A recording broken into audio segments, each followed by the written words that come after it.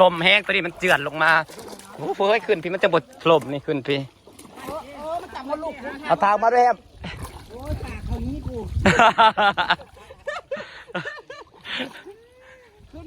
สรุปตอนเอามันกับอะไรสัปปะนายใหญ่นะเฮ้ยครูปะปะนายใหญ่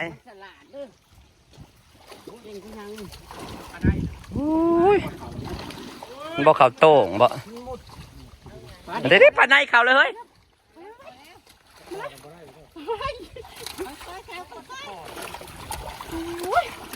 ปลาขี้ตมจะกินปลาซิวอีกปลาขี้ตมปันนี่ปลาใน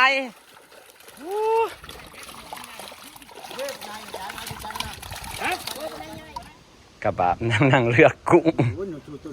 งนี้มอมแม่มเบิร์ดมีเขียวข่อยกว่าแต่เป็นใส่สีขาวมาโอ้ยกุ้งมันเป็นกุ้งอะไรเฮ้ยกุ้งเขาเอิ้นกุ้งอันนี้เนาะมันเป็นกุ้งน้อย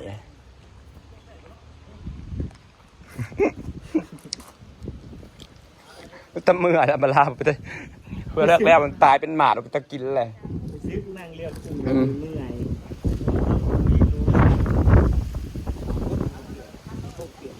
น้ำกำลังสีแห้งมีอีบ่ปลานะเป็นใส่เบิร์ดปลาแล้วปลาปลากลายก็ว่าแล้วเอาขึ้นเทละซิปเทละซ่าเทละซิปเทละซ่าขายมันหมุนขี้ตมเด้อปลาลม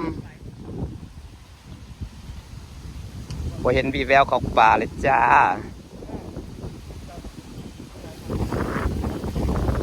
บริวัติยังไงวะสำคัญเนี่ยเนาะขายเอาปลาไปขายตลาดมันดง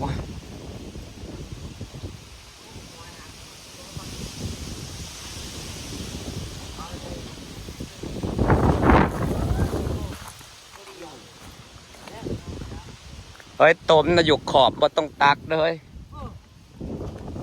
โคนน่ะตักแต่พวกที่เป็นสไลด์บ่ต้องตักแต่พื้นมันหล่นนะพวกผูเป็นสไลด์บ่ต้องตัก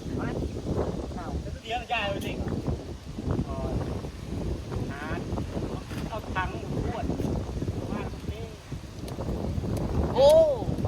ปลาอย่างวะขอบ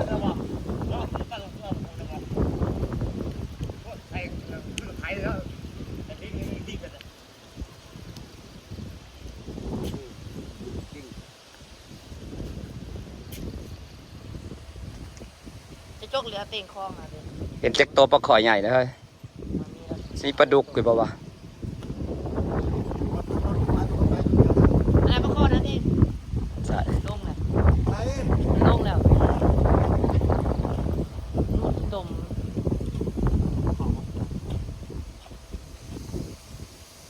ผมบอกว่าผมบอกว่าเต่งเดี๋ยวเต่งจะเอาอีกตัวหนึ่งมาก่อนต้มล้มหล่มแล้วปลามาหมดลงที่ต้มมาป่ะเอาจ้างจะเอานะเขาบอกจะมาเอาเรื่องประกอบเด้อจะไปก่อนเอามามันมีหลายตัวอยู่ประกอบเรื่องติดใส่โรคได้ด้วยไม่ได้ครับตัวบ่าวเป็นไงล่ะตัวใหญ่สัตว์โตโลเท่าปนไหนปะปลาสีน้ำกับปุ่นก็จะแซ่บแท้กินจากคนละเข่งไปเลยค่ะหัวพานมาอีกเจ็ดเถื่อสรุปไปเป็นคนปรุงกูนี่ปากกูก็คั่วปากกูก็จับสรุปไปเห็ดกันแน่เอาแค่คั่วจ้างเจ้าพัดจ้างจ้างก็เกลือในทุ่งนั่นเองกะปิก็ไม่ได้ซื้อมาแล้วเงินตัวเองก็ซื้อมาหัวกันมาทางสวัสดีค่ะนี่มาได้จังดูลุงบ้านไทยนะบวกบ้านกินแล้วสิลุยปลาต่อไปแน่นอนค่ะนี่บอกกินต้มน้ำลมแต่ลมว่าเปลือกเตอพลาดเตือนคนแห้งน้ำป่านี่นะมึงป้าทุกคนดีมันดีบ่เลยเจ็ดซิวดิสุ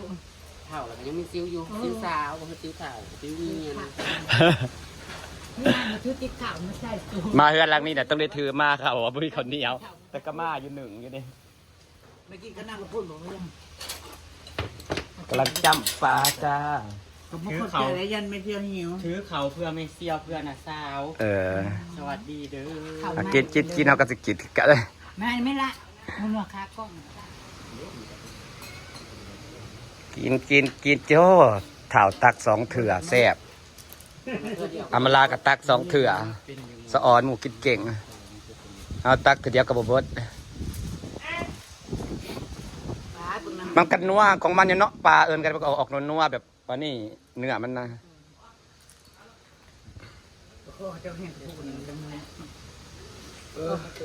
อิ่มแล้วบัดนั่งไม่กินพูดวายกลางเดียวหักกับปลานินมันก็สิมันได้อันที่จะปลานินเนาะครับ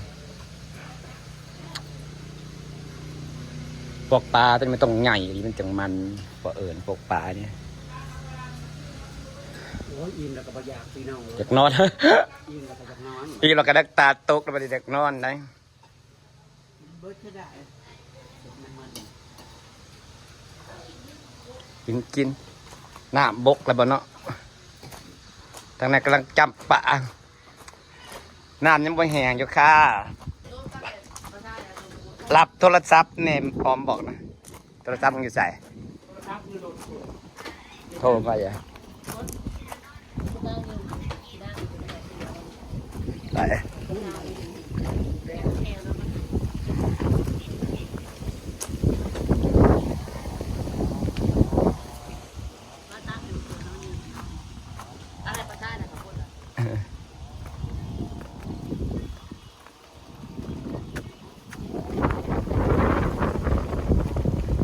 มีหอดป่าไปเสียเบิดวะมาขลักเบิดวะไม่มีปลาเลยเห็นปลาแล้วก็เห็นแล้วก็แซวโคนนี่สิตักต้นลุ่มด้วยต้นเทิงนี่ตักนะแต่มันสิเจือนเนี่ยตักพวกลุ่มบนเนอะพอในมันเทิงมันก็ทับตักมันสิเจือน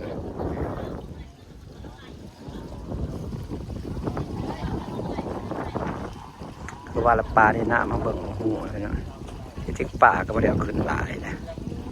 ไม่ได้ไปแจกตอนนั้นก็กินกันนั้นได้ดูมันเลยถ้าขึ้นขายทีละ10 โล20 โลละหลายเถื่อเยอะ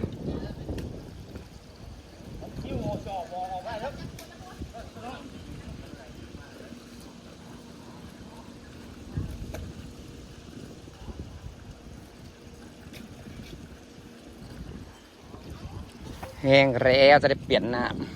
ำตักคนแล้วก็จะเอาน้ำโซลาร์เซลล์ลงบนนี้เป็นเดือนไม่ได้เต็ม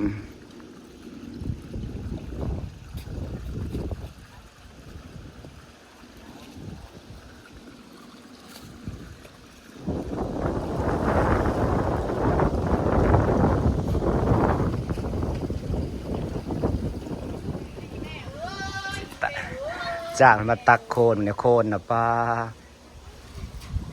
อย่าพูดให้มีแต่บักหินได้นะเฮ้ย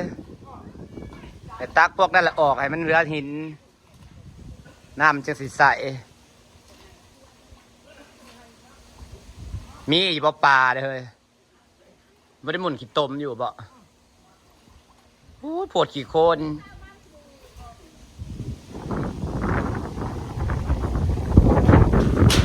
จะไปใส่เบิร์นก็ปลาสิลายบลายแต่สิครั้งว่าอะไรสปอยก็คือปลาซัมนี่ปลาบริลายปลาจะไปใส่เบิร์นว่ากินหรือว่าได้กินดุกันเนี่ยเพราะว่าสิผิดฟังอย่างแรงไม่มีปลาเลย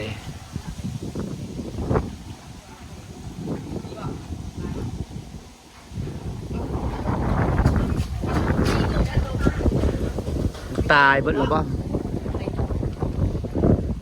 นะนี่มันมีอยู่ป่ะ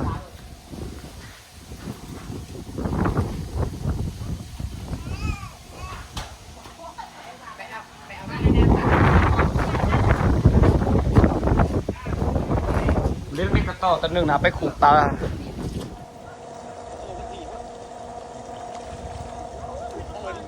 ปลาแหล่ไม่ได้ปล่อย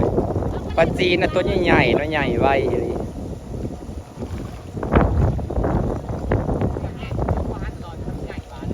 บริเกลืออะไรได้ปลาจีนเนี่ยใหญ่ไว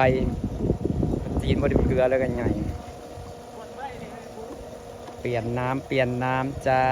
เอาปลาเบิกปลาก็มีปลาไปเลยผิดหวังอย่างแรงจะไปสายเบิดปลาก็ได้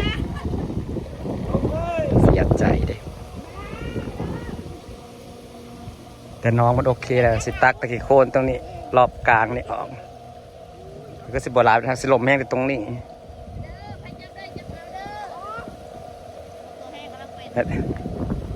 แถวกลางก็โบราณเนาะขี้ตมมีแต่ในแจหลายๆ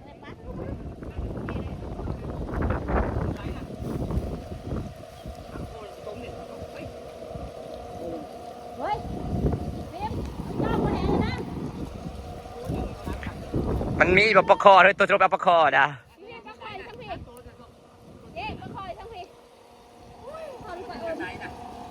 สายปลาคอ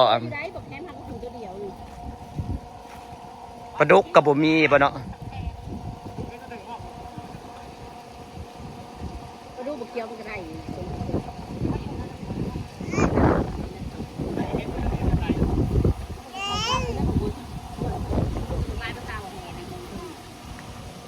ฝากบรรยากาศไว้สันนี่เดี๋ยวจะพี่น้องจะไปหาลุยเอาปลากันขอบคุณทุกคนที่อยู่ติดตามปลาจีนนะตัวใหญ่เนาะปลาจีน